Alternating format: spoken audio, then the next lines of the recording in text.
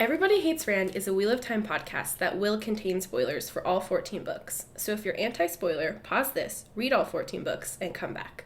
We'll be here, waiting. Our title is a joke and is meant to be taken as such. In the context of this podcast, everybody refers to us and our cat. You are free to feel however you want about Rand, who is a fictional character. Don't DM us. The world is a mess, Dark One stretching out his hand. The dragon's reborn, the fire's been fanned, but everybody hates Rand. Everybody hates Rand. Everybody hates Rand. Okay. You look so cute today. Oh, thank you. She's got her little salty necklace on, her lipstick. She's wearing sneakers with her cute dress. Thanks. Sally's a fashion icon. I am in shorts. I was just going to say, I like your outfit a lot too. And a muscle tank, so you could say we're both in our natural. Mm-hmm. If we were cartoon characters who only wore one outfit, or like cycled through 3 outfits, this would definitely be one of mine. It's a very good outfit. Unfortunately, my mom did see me in it. She refrained from saying anything about it, though. I look very slovenly. It's okay. I know. Becky dropped by 30 rolls of toilet paper. It was alarming. And also a 6-pack of Diet Coke, some popcorn, some apples, and some cookies. So, she did live with me for 18 years. Yeah, it was a very funny care package. She was very cute. And then she stood at the bottom of our apartment steps and chatted with us for a minute. She was like, I just wanted to get out of the dang house. Which I don't blame her, because my brother's living at home right now, and he keeps filming TikToks and roping my parents into them, so. My mom was like, how are Emily's parents? They're at home alone, right? And I was like, no, Emily's little brother's with them. And she's like, how old is he? And I was like, 20-ish? And she's like, oh no. Yeah. And saying that Chris is home is a bit of a stretch. That's probably true. And probably a good thing, because I feel like my mom would murder him if he... My mom values her alone time. So much. A great deal. Traditionally, growing up, Mother's Day was a day when we left her the fuck alone. Good for her. She loved that. Anyway, so this has been a fun... It's just like all the stuff we talk about when your life is in 1,200 square feet or less. I don't know how big our apartment is. I don't either. I try not to think about it. It's a little depressing. We were like, how are we even going to fit this toilet paper? Yeah. into well, it was so much toilet paper. I opened the door and I was speechless. I was like, It was so confusing because the doorbell rang and one of Sally's sweet friends tried to send us cookies. Yeah. But our apartment is impossible to find in our complex. I mean, I've looked at the map that's in front of our complex, which has the buildings numbered, and it is impossible to follow. Completely arbitrary. Yeah, and also when you plug our address into Google, it sends you to a different apartment. Oh. So, yeah, one time one of my friends tried to come over and she ended up on that side. I think I did that too, actually, the very first time I visited. So it's we have to literally, I have a note in my phone that's instructions I copy and paste when anything needs to be delivered. Devin just texted us, both of us, in our 3-person group chat, a screenshot from Reddit that just says, Hosier is just I'm a corpse in the woods, I have a complicated relationship with a religion, and I'm tastefully horny, and we all collectively went same. So he knows us pretty well. Oh, sweet Devin. Hi, Devin. Anyway, the cookies, we assume, were misdelivered. Yeah. And whoever got them was sweet, free cookies. Yeah, we're I'm going to try and get these to the correct address, which is, whenever anything gets misdelivered to us, I go on a valiant hunt across the apartment complex to find where it goes, because I do not trust management to get it to people. Oh, no, management, So Like, I wouldn't be like, hello, this was misdelivered, because management wouldn't be like, great, I'm going to throw it in the toilet. And it would be like, fuck you. Yeah. I hope you die. So anyway, I got up because I was like, oh, it must be like the cookies. They're finally here. Someone brought them over. And so I opened the door, and there's this thing of toilet paper that's like as high as my waist. And I was like, what? And then I look over, and your mom's at the bottom of the stairs. And I was like, hi. What's happening? What's going on? I heard you chatting, and I was like, what the? Well, she was like hiding a little bit. So I was like, did she mean to like not be seen, to do like a little sneaky drop? Because that's something my mom would do, is be like, no, my mom's a huge prankster. yeah. And then I was like, hi, do you want to talk to Emily? She's like, I mean, that would be nice. And I was like, okay, Emily, help. My mom loves nothing more than to hide around corners and leap out at one of her children and scare us, preferably Anne, because Anne will pee her pants. will pee her pants. Happy birthday, Anne. Happy birthday, sweet Anne. Or Sarah, because Sarah will also pee her pants. Adam and I have all the bladder control in the family. Go figure. Okay. This opening has been so weird. This opening is like 10 minutes long. I'm not going to erase any of it. Excellent. Fuck you all. Perfect. We told the same story like 6 times. I know, I don't care. 6 weeks into quarantine, baby. I can't believe it's been 6 weeks. What is time? I don't know either. Yesterday, the only thing I wanted in the world was to eat food that someone else had prepared, not myself. Like, it was so bad. I was on the call with my friends, with 3 of my friends, and 2 of them got takeout, while we were on the call, and I was like, I'm gonna kill you. I want those onion rings so bad. I legitimately had, this speaks to how well my mother knows me. Last night for dinner, I had an apple and popcorn. Yeah. So, I'm right there with you. It's just become impossible to do anymore. Ooh. Okay, this is Everybody Hates Rand, Wheel of Time podcast. You know the drill. I'm Emily Jushaw. I'm Sally Goodger. Here we are, back again with the fires of heaven.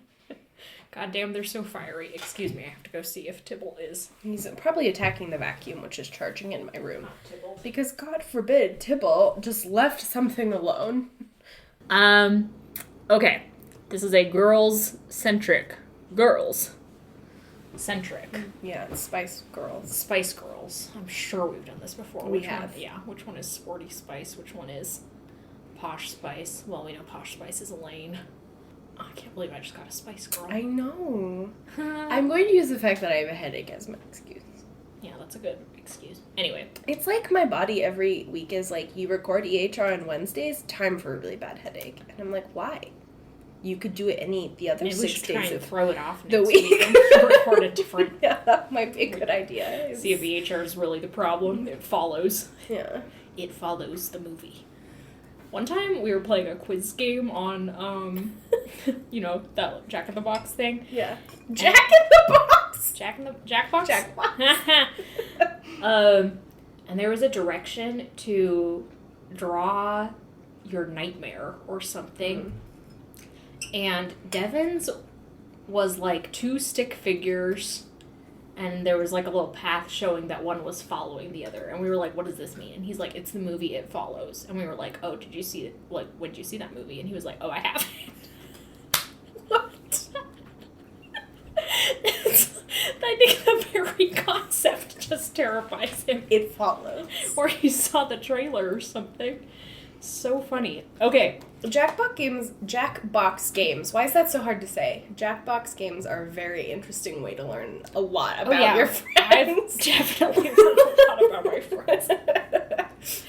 So, we're picking up on the cliffhanger that we left off last week with Nynaeve in the World of Dreams. Mm-hmm. She's just been lectured about exploring the world of dreams, so her immediate response is to do exactly that. Mm-hmm.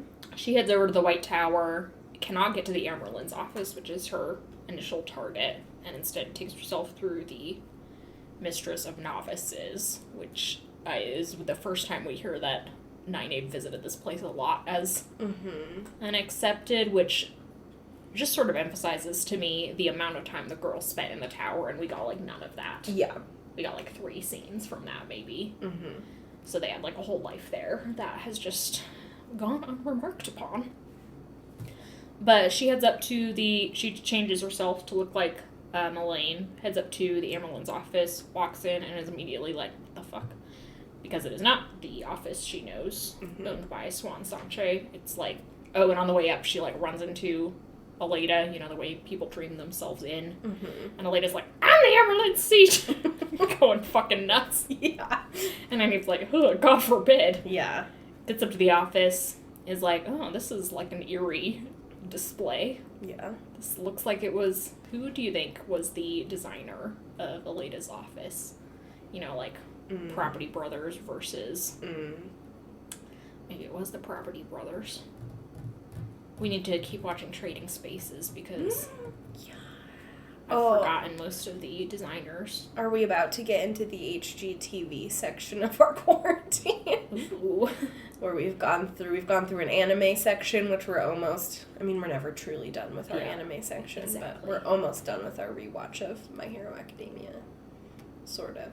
Yeah, that's right. I guess we just have the rest of the testing thing, and then Bakugo and Midoriya fucking fighting. Yeah, and then season 4 if we choose to watch that. We choose to watch that. Which I liked season 4. I like season 4 a lot, but I would apply the skip episode button liberally. Yes. A little bit at the end there. Yeah. Be like, goodbye. Anyway, who designed Elayne's study? It's very, like... Minimalist? Creepy. Yeah, there's, like, a vase of red roses perfectly arranged in the corner. Yeah, and it's like... It's like a serial killer's office. Yeah, it's very funny. Not funny, but it's just, like, interesting that there's, like, Nynaeve specifically recalls that Swan always had a bouquet of wildflowers that was, like, multicolored, and... She's like, Swan likes a pop of wildflowers. Yeah. And Aleda's like, blood red in the corner. Yeah, and it's like Swan's got, like, the multiple colors for multiple ajas, and it's also, like, more humble and natural, whereas Aleda's is, like, very curated and only red, and it's like, okay, thank you for once again describing women's personalities via flowers. Robert Jordan is the only way you know how His to do hobby. it. Then Egg walks in, also in disguise, and Nynaeve's like, what the fuck? But Egg is like, Nynaeve, I wish you would not do this. Yeah. And Nynaeve's like, oh, hey, it's you. Are you, like, allowed to wander the world of dreams now? And Egg immediately, because as she tells us later when we switch over to her point of view, is so panicked that Nynaeve might find out that Egg herself is breaking the rules and rat her out to the wise ones. Which Nynaeve, you know, she could be a snitch, so a reasonable worry. Yeah.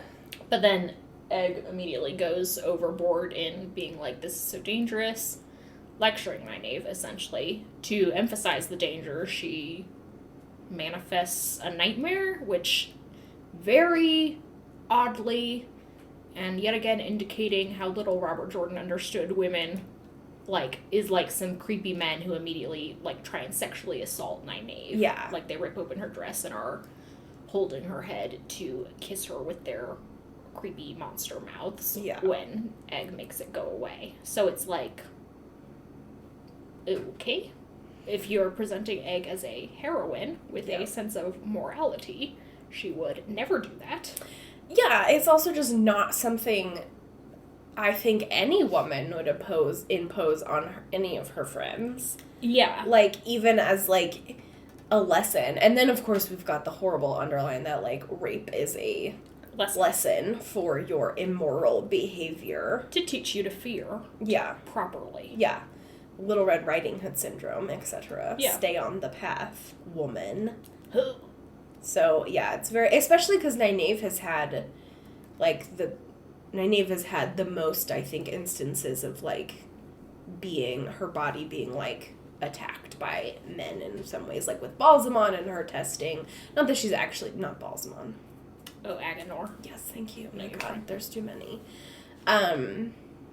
Not that she's actually been assaulted. In dream sequences, though, it does seem to happen to her a lot. Yeah, to Nynaeve more so than any of the other girls, so it's like...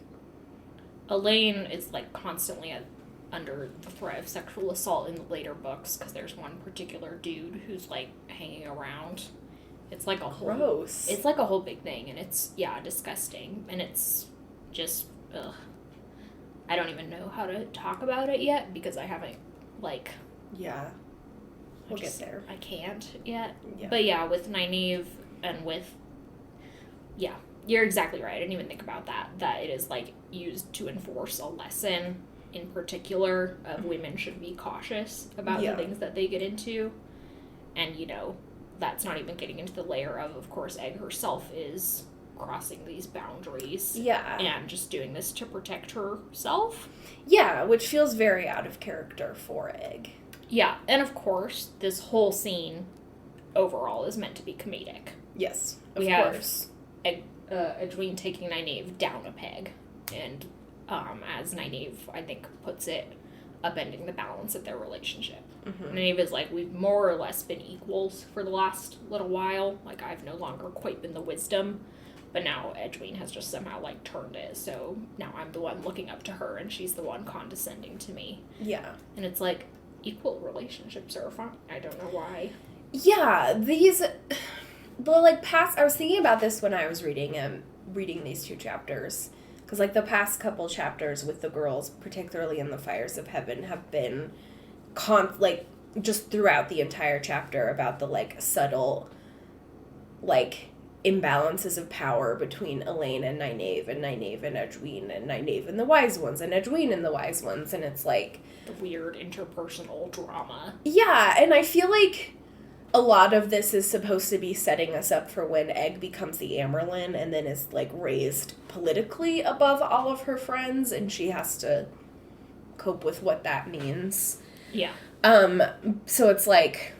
But that is something that should be explored in, like, her rise to power, not necessarily, like, with her friends on, like, an everyday basis, because it's just, like, I don't know why Robert Jordan has such an emphasis or a fascination with, like, the way that people measure their relationships with others by, like, who is in power at any given moment. It's such an unhealthy way to think of any relationship, romantic, friend, mentor, anything. Like, it's just so toxic, and it makes it really hard to read some of these chapters. But it's particularly in his male-female relationships or the female-female relationships. It's not necessarily in male-male relationships. Like, never happens with the men. You don't ever see Rand or Matt going at it over who is in charge. Yeah. And there's, like, there's, like, I think in book 7, when Rand is like, I have to send Perrin away, but I have to make it look like it's because we're fighting or something. Yeah. But then it's like, it's fake. You know? You just don't see Rand coming to, like, the nuances that are going on here, I guess. Yeah, and then it kind of, like, underpins this series, like, women are always out to do some sort of manipulation. Like, they're always out to, like, be on top, whereas, like, men can be trusted more. Yeah, women are power hungry. Whereas men are just so simple that they, like, understand themselves and each other in just, like, the most simple terms of their places in the world. Yeah. And it's like, ooh, that's a really toxic thing to say about both genders. Yeah.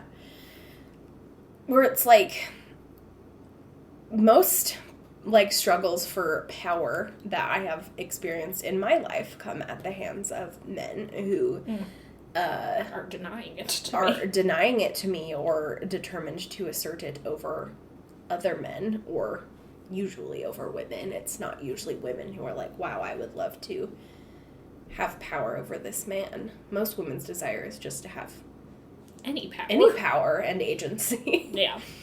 So I don't know. I really dislike this aspect of the Fires of Heaven and the way that it just, like, casts the girls' relationships with one another to just be, like, not really friendship at all.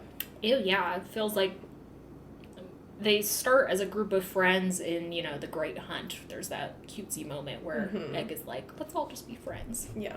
With Elayne and Min, and they're all like, great. And yeah, by the time we get to these middle books, it's like, it doesn't even read like friendship anymore. Yeah. These are women who are comfortable with each other, but now it's beginning to read more like Moiraine and Swan. It's a relationship built on the sharing of secrets. Mm-hmm. And the, like, you know, mutual experiences. But it has little to do with enjoying each other's company. Yeah, like, they never seem to be, like, having a good time with each other. Happy to be with each other. Yeah.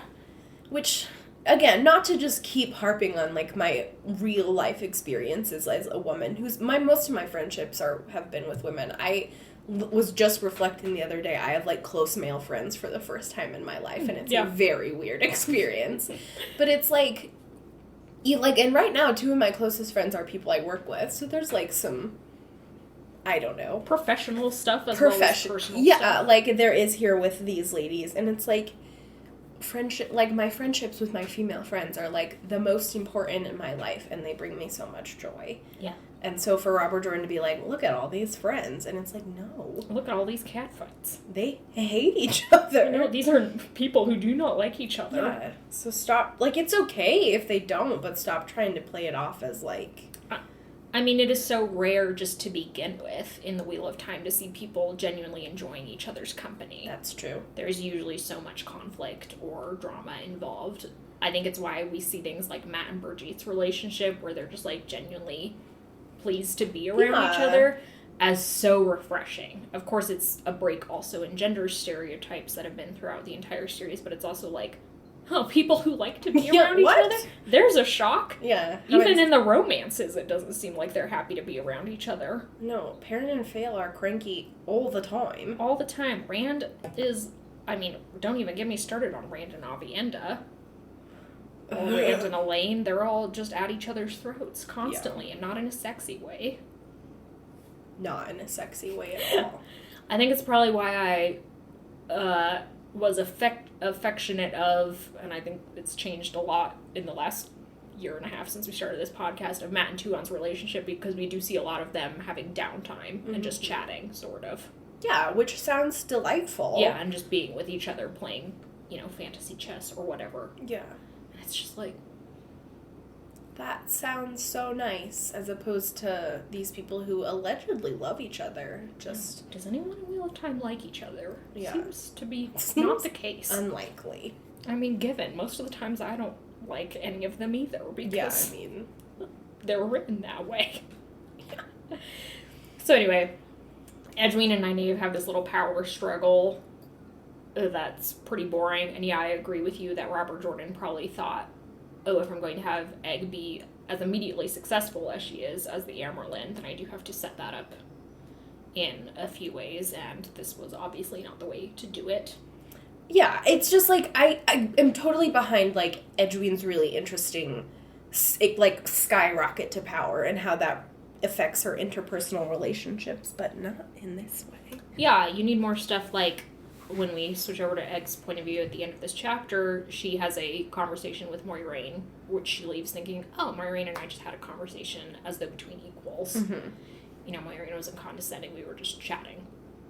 And it's like, yeah, I need more stuff like that. Yeah. Is Edwin just, like, feeling capable and confident of handling Aes Sedai, who seems so scary and powerful. Yeah. Seemed when she was a farm girl, but now she's a little more world-wise and understands they're just people. Yeah. With desires and ambitions and weaknesses and et cetera, et cetera. Mm-hmm. But Nynaeve and Edwin search the office. Doesn't take Edwin long to be like, oh my god, Elena really is the Amyrlin seat. And for them both to be like, yeah, horror. Like, just the slow zoom of horror. Meanwhile, Nynaeve, just at the point of this revelation, had, like, picked up a piece of paper which said, there's a gathering of the Blue Aja at X place. Mm-hmm. And Nynaeve was like, I cannot remember. Yeah. Which is kind of funny because it's, like, realistic. Yeah. Like, that there's a plot point that you have access to that you immediately forget. Yeah. And so I kind of think that's funny, but I also do think it's a sort of strange way for Robert Jordan to delay Nynaeve and Elayne with the circus as long as he does. Yeah. Like, he could have skipped the entire circus affair by just having Nynaeve be like, Sally Dar. Yeah, or it's like they could have, in their convoluted way, used the circus for, like, 3 chapters to get out of wherever the fuck they are, and then just have gone to Sally Dar. Not spent the whole book in the circus. So bizarre. But they're all like, great, we have some intel. Edwin's like, I'm gonna go back now, make sure you never speak of this to the wise ones. And Nynaeve's like, that's not suspicious at all. Leaves. Edwin wakes up, and as I said, basically, She goes and, like, looks in Rand's tent. Yeah, like a creeper. Like a creeper, and he's just, like, chatting with Asmodee. Asmodee's, like, strumming his instrument, being emo as hell. And Rand's, like, reading a book. Yeah. What nerds. Like, look at this. It's so funny. And Egg's like, okay. It's about as expected. She's like, Avienda, why are you just sitting outside? And Avienda's like, they can't have their man talk in there. As though anyone would want to have man talk with Asmodee. Look at him. Yeah. Just bros being bros. Fucking Mozart. And then Edwin goes and chats with Moiraine. She's like, oh, bad news. Alita is the Amyrlin Sea. And Moiraine's like, well, that stinks. It's a definite L in the ledger. That's one for the L column, guys. But I will be dead in like 3 weeks, so I'm not too worried about it. You know, sounds like a you problem. Yeah. And Edwin's like, you're not even like concerned about Swan, and Moiraine's like, Swan and I have just been doing this for so long. We've always known it was probably going to end badly. Again, sort of the idea that they're not technically friends the way they were. They're just sort of comrades fighting this weird war. Yeah. And Edwin's like predicting the future. She's like, well, this means Alita could like capture Rand, take him captive. And Moiraine's like also predicting the future. She's like, well, it is really hard for a group of women to hold on to a shield for a man. So presumably, even if they do catch him, Rand could break out. And it's like, oh. Wow, that's the plot of book 6. Hello, welcome to book 6. Lord of Chaos. Indeed. Yeah, what a weird fucking book that one is. It's so bizarre. And Moiraine's like, have you been dreaming?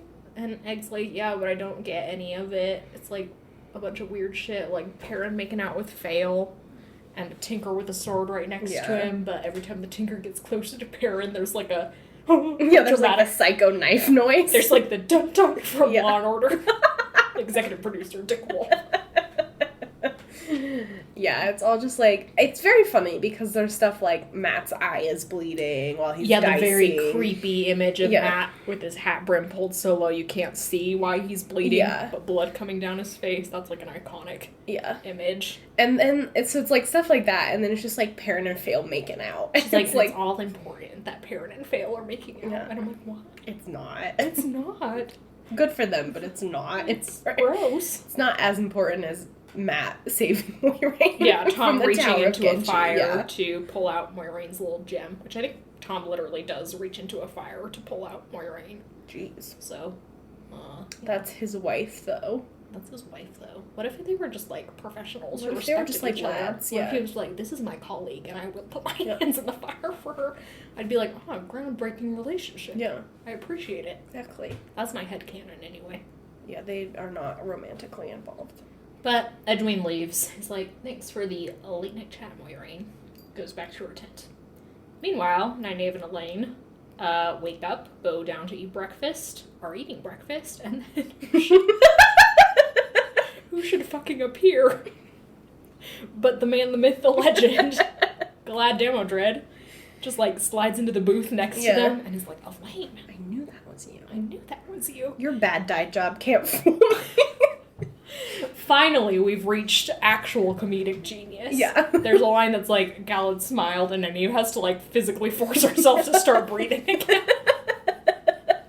It's very funny. Galad's hotness as a point of comedy is so fucking good. Especially from Nynaeve's point of view, because she's, like, so aware of it. I'm so she's pissed like, about it. I know what's happening to me, and I'm so mad. She's like, Galad.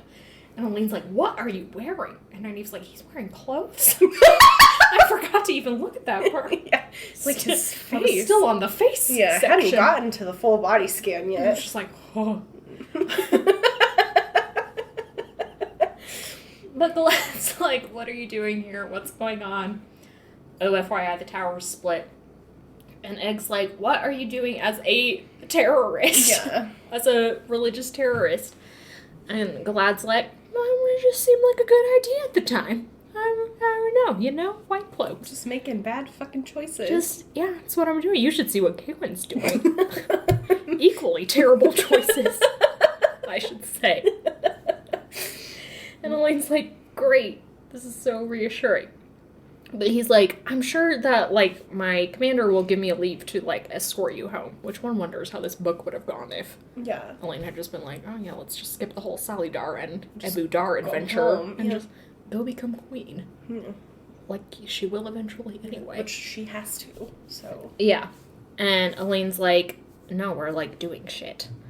And Galad's like, well, you really shouldn't be here doing shit, because I don't know if you noticed, but this is White Cloak territory, and you are a lady who can channel good. She's like, eek.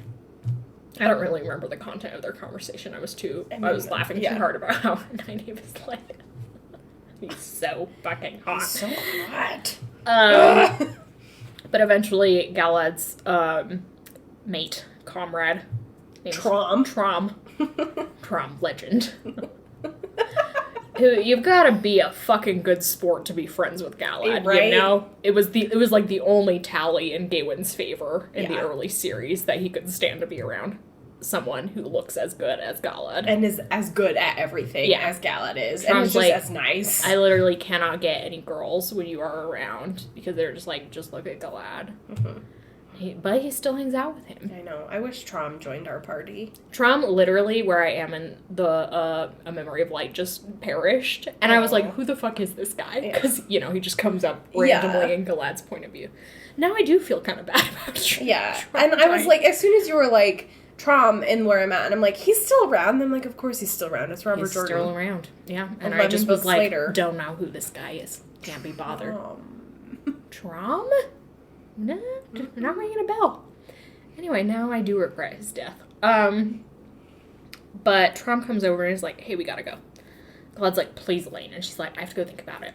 So she and Nynaeve pile back upstairs, get Tom and Julian, and Elayne is like, we have to go immediately. We have to sneak out.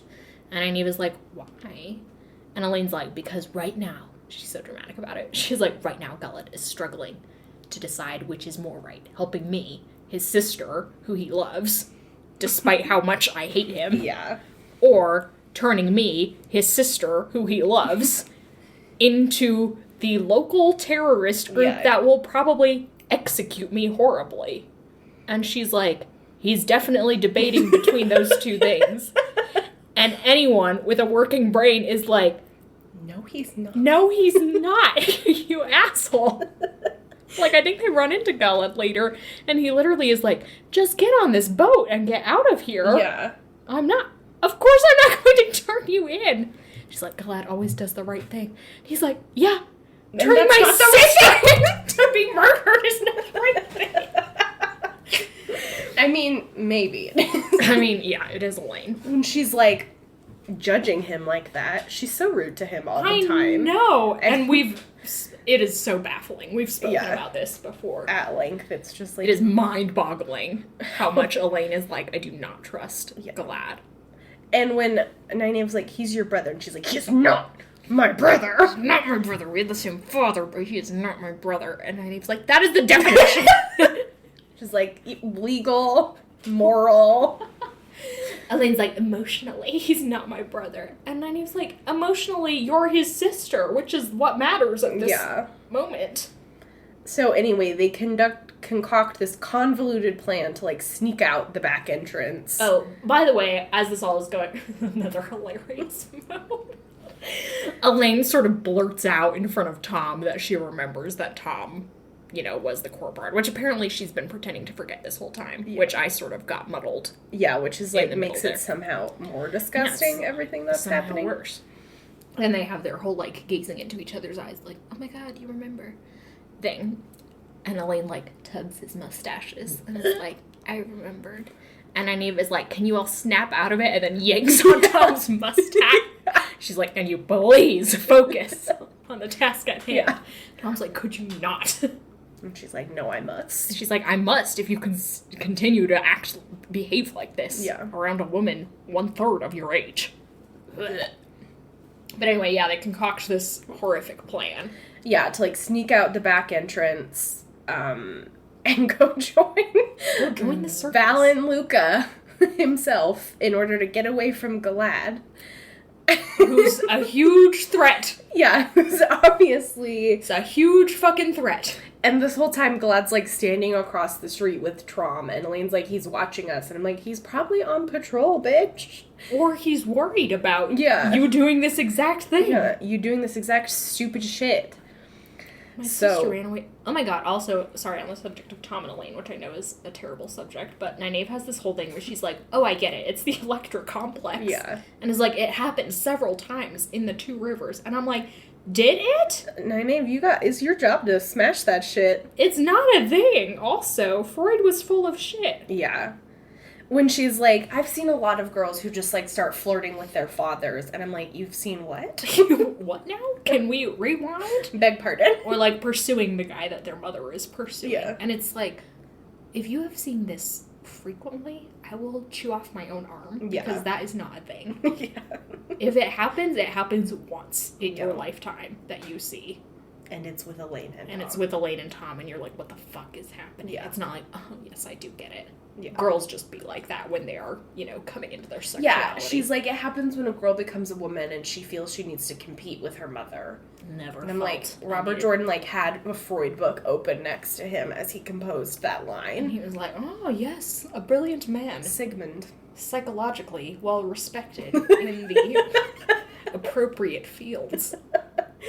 And So, every therapist ever was like, no. Actually, he's been debunked like 98 times. Yeah. God. Okay, anyway. Yeah, so they're like, we're gonna go destroy the circus. It's literally so buck wild. I know. Like, the 0, I don't think I ever really processed before how 0 to 60 this is. Yeah. 0 to 100. I mean, you see Galad. There's a good hot boy. Mm-hmm. And they're like, guess we have to join the circus. It's like, what? You do now. Why? And even better is that Tom and Julian are like, yeah, okay. Yeah, sure. This seems like a totally normal thing to do with this particular. Because Elaine's like, Tom, you remember what a monster Galad was as a child. Oh, yeah. And Tom doesn't say anything in response to that because he's too busy staring at Elayne and nostalgic fondness. Yeah, wouldn't it have been hilarious if he, like, didn't really process it? If he was just like, Galad was not a monster as a child. Galad was a totally normal boy. It was you who exhibited the behaviors of a sociopath. Yeah. Who's like, I hate my brother. Blah. Who's just trying to be a good person. Albeit a misguided good person. Yeah. Again, not excusing the terrorist group thing, but also, Galad is not the guy who's going to turn in a family member to the terrorist group. I don't think I fully...